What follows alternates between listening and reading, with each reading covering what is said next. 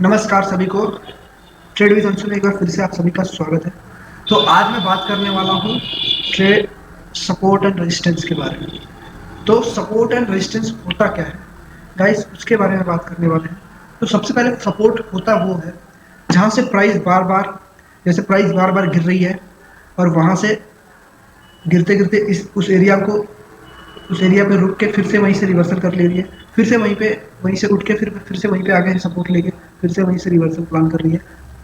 जैसे इसको मैं दिखाता हूँ आपको। तो ये है गाइस। अब सपोर्ट होता क्या है, सपोर्ट बनता कैसे है, रेजिस्टेंस कैसे बनता है, ये चीज़ें क्लियर करनी है। तो मान लीजिए यहाँ पे 100 रुपये का प्राइस है और यहाँ पे 150 रुपये का प्राइस है, ठीक है। अब अब यहाँ पे सेलर बैठा हुआ है, यहाँ पे बायर बैठा हुआ है। तो बायर क्या चाहता है कि मैं इस प्राइस को 100 रुपये पर ही खरीदूं और सेलर चाहता है कि मैं इस प्राइस को 150 से ही बेचूंगा।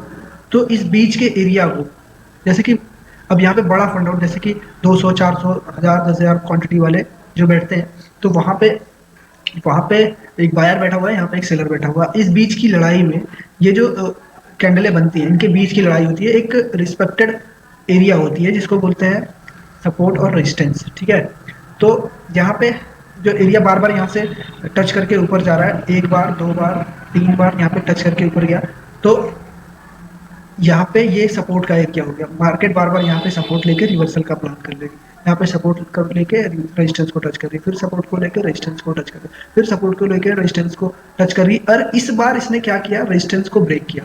अब ये जो रेजिस्टेंस का एरिया है, इसने इसको ब्रेक किया, तो यहाँ पे एक अच्छी खासी जो है कि एंट्री बनी, तो मूवमेंट मिला। अब इसने क्या किया कि अब इसने इस एरिया को रेजिस्टेंस बना लिया और इस रेजिस्टेंस वाले एरिया को फ्लिप करके यहाँ पे सपोर्ट बना दिया। अब ये हो गया सपोर्ट का एरिया और ये हो गया रेजिस्टेंस का एरिया। तो अब मार्केट यहाँ से बार बार रिवर्सल कर रही है, तो ये दो टॉपिक होती हैं, दो रेंजेस होती हैं। कभी कभी ऐसा मूवमेंट देखने को मिलता है। तो यहाँ पे आपको ये चीज़ें क्लियर हो गई होंगी कि ये एरिया क्यों बनती है। तो ये इसीलिए बनती है कि इसके बीच में एक बड़ा फंड हाउस बैठा होता है जो इस प्राइस की रिस्पेक्ट करते हुए उसी प्राइस को बार बार बाइंग या बार बार सेलिंग करता है। उसकी वजह से ये सपोर्ट एरिया क्रिएट होता है, ठीक है। अब ये एक ही इसी टाइप में नहीं, ये कितने टाइप्स में बनते हैं वो भी मैं दिखाता हूँ। जैसे कि आप यहाँ देख लो कैंडल के रूप में। तो जैसे कि यहाँ पे आपका सपोर्ट है, मार्केट यहाँ से रेजिस्टेंस को टच कर रही है अप साइड में, उसके बाद यहाँ से धीरे धीरे करके यहाँ पे फिर से सपोर्ट बनाई, यहाँ पे रुकी, फिर यहाँ से एक बार रिवर्सल का प्लान की, फिर यहाँ से धीरे धीरे करके यहाँ पे एक बार और टच करने की कोशिश किया, फिर यहाँ से बाइंग साइड जाने की कोशिश की, फिर यहाँ से एक सपोर्ट को टच किया। अब इसे आप यूज किस चार्ट में कर सकते हो, चाहे इसे आप ऑप्शन ट्रेडिंग कर रहे हो, चाहे आप इंट्राडे ट्रेडिंग कर रहे हो, चाहे आप क्रिप्टो, चाहे कुछ भी किसी भी चार्ट पैटर्न को देख रहे हो, तो वहाँ पे ये चीज़ें वर्क करती है। वहाँ पे बायर सेलर की लड़ाई होती है और सपोर्ट रेजिस्टेंस क्रिएट होता है, और ये चीज़ें स्ट्रेटजी को फॉलो करके आप अच्छा खासा प्रॉफिट जनरेट कर सकते हो। जब भी ट्रेंड लाइन को ब्रेक कर रही है मार्केट, जब भी ट्रेंड लाइन को मार्केट ब्रेक करे, वहाँ पे आपको एक कैंडल क्लोजिंग के बाद ही, जैसे ये कैंडल क्लोजिंग दे दे, इसके ऊपर एक कैंडल क्लोजिंग दे रही, तो यहाँ पे आपकी एंट्री बनती है और अच्छा खासा मूवमेंट आप लेने को तैयार हो जाते हो। अगर मार्केट फिर से वहाँ से रिवर्सल कर रही है और इस रेजिस्टेंस वाले एरिया को सपोर्ट एरिया जहाँ से यहाँ पे बना रही है, तो यहाँ पे मार्केट ने ट्रैप किया है, ठीक है। रेजिस्टेंस ट्रैप बोलते हैं इसको, रेजिस्टेंस ने यहाँ पे ट्रैप किया है। अब आप क्या करोगे, आपका अगर आपका एरिया यहाँ पे है तो यहाँ से आप फिर से एक एंट्री बना सकते हो। एक दो साइडवेज एरिया में यही तो बात है कि कभी कभी एक दो ऐसे लगते हैं, अगर आपको एक दो ऐसे लगते हैं तो वो जेन्युइन है, वो लगते हैं, सबके लगते हैं।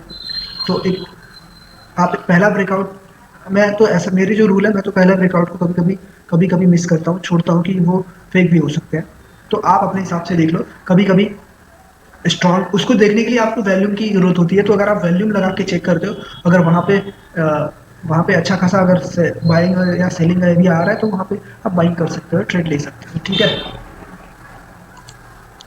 अभी जैसे ये देखो, वो तो था सीधी लाइन में, अभी यहाँ पे देखो मार्केट यहाँ से उठा, यहाँ पे रेजिस्टेंस बनाया, ठीक है। अब यहाँ पे सपोर्ट बना लिया, फिर यहाँ से उठा, फिर यहाँ पे रेजिस्टेंस बनाया, यहाँ पे सपोर्ट बना लिया।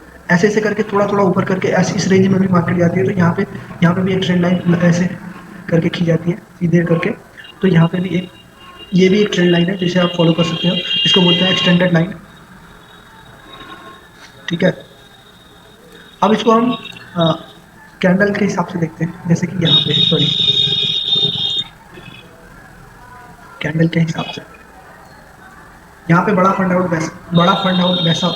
हाउस बैठा हुआ है, ठीक है। और यहाँ से उसने बाइंग करना स्टार्ट किया और यहाँ को टच किया। फिर यहाँ पे एक बड़ा सेलर बैठा हुआ है इस वाले रेंज को, जो कि चाहता है कि मैं इस रेंज को यहाँ से सेलिंग करूँ। तो इस रेंज में ये बराबर प्रॉपर करते रहते हैं, तब जाकर के ये चीज़ें क्रिएट होती हैं। और ये चीज़ें आपको देखने के लिए जो टाइम फ्रेम है गाइस, ये टाइम फ्रेम आप 5 मिनट, 1 मिनट, 2 मिनट, 3 मिनट पे नहीं देख सकते। आप इन चीज़ों को 15 मिनट पे देखोगे तो वो आपको सपोर्ट करेंगे अच्छा खासा। तो आप जब भी चार्ट देखो तो 15 मिनट के टाइम फ्रेम पे सपोर्ट और रेजिस्टेंस देखो। छोटी छोटी भी चीज़ें होती हैं, वहाँ पे छोटे मोटे बायर सेलर होते हैं, तो वहाँ पे ये चीज़ें काम नहीं करती। तो आप जब भी देखो चार्ट को 15 मिनट के टाइम फ्रेम पे या 1 घंटे के टाइम फ्रेम पे देखो, वो आपके लिए बेटर होता है। अब ये एक और ट्रेंड लाइन है जिसे बायर और सेलर के बीच में एक इस तरह की भी लड़ाइयाँ चलती है। जैसे कि यहाँ पे प्राइस चल रही है, यहाँ से इसने बाई किया, यहाँ पे सेलर ने सेल किया, फिर इसने यहाँ से थोड़ा सा जैसे कि थोड़ा सा फिर क्या करके फिर इसने सेलिंग साइड को टच किया, फिर इसने यहाँ पे बाइंग को बायर्स के पास गया, फिर ये यहाँ से बायर ने बाई किया, तो यहाँ से फिर से सेलर ने सेल किया। ऐसे ऐसे करके ये चीज़ें ट्रेंड लाइन अप साइड में ही कभी कभी अप साइड में बन जाती है, तो कभी कभी डाउन साइड में भी बन जाती है। तो ये हो गया आज का सपोर्ट एंड रेजिस्टेंस का जो टॉपिक था, ये आपको क्लियर हो गया होगा। अभी आप मैं ब्रेकआउट का दिखाता हूँ।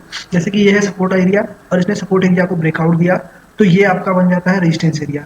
अब इसने ब्रेकआउट दिया तो इसलिए ये आपका यहाँ पे इसने बना दिया अपना रेजिस्टेंस एरिया, और यहाँ से इसने ब्रेकआउट देकर यहाँ से अच्छा खासा मूवमेंट डाउन साइड को गया है। अब ये इस एरिया को टच कर, इस एरिया को अगर ये नीचे साइड गया है, तो यहाँ से अगर इसने रिवर्सल का प्लान किया, तो ये एरिया इसका हो जाता है रेजिस्टेंस वाला एरिया, जहाँ की इसका फर्स्ट टारगेट होता है, जहाँ के मार्केट यहाँ पे रुक सकता है, ये होता है, ठीक है।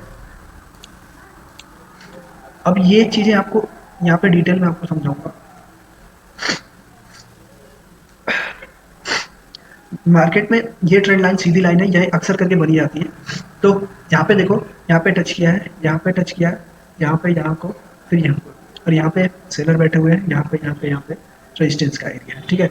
तो मार्केट यहाँ को टच करके फिर से यहाँ पे सपोर्ट एरिया रेजिस्टेंस एरिया को टच कर रही, फिर यहाँ से यहाँ को। अब इस ट्रेंड लाइन के बीच में मार्केट जिस भी साइड का ब्रेकआउट देती है, आप उस साइड बैठोगे, चाहे वो शॉर्ट से, अगर वो सपोर्ट साइड में को ब्रेकआउट कर रही है तो आप शॉर्ट सेलिंग करो, या तो फिर अगर आप इंडेक्स में ट्रेड कर रहे हो, किसी भी इंडेक्स में ट्रेड कर रहे हो, तो पुट साइड में एंट्री बनाओ। अगर ये रेजिस्टेंस साइड में रेजिस्टेंस को ब्रेकआउट कर रही है, तो आप कॉल साइड में एंट्री बनाओ, या तो फिर बाइंग करो, शॉर्ट बाइंग करो, ठीक है। और ऐसे ही इंटरेस्टिंग टॉपिक को मैंने एक कोर्स में एक्सप्लेन किया है, तो आप उस कोर्स को बेसिक से लेकर एडवांस तक अगर आप सीखना चाहते हो ट्रेडिंग, तो सारी डिटेल मैंने उसमें बताई है कि आपको ट्रेडिंग कैसे स्टार्ट करना है, क्या करना है, जीरो से लेके एडवांस तक। तो उसको आपसे कुछ सीखना है तो आप मेरे टेलीग्राम पे या इंस्टाग्राम पे जाके डीएम करो, आपको लिंक मैं डिस्क्रिप्शन में डाल दूंगा, वहाँ से आप मुझे कॉन्टैक्ट कर सकते हो। सारी डिटेल मैं आपको वहाँ से प्रोवाइड करवा दूंगा। मिलते हैं नेक्स्ट वीडियो में, तब तक के लिए धन्यवाद।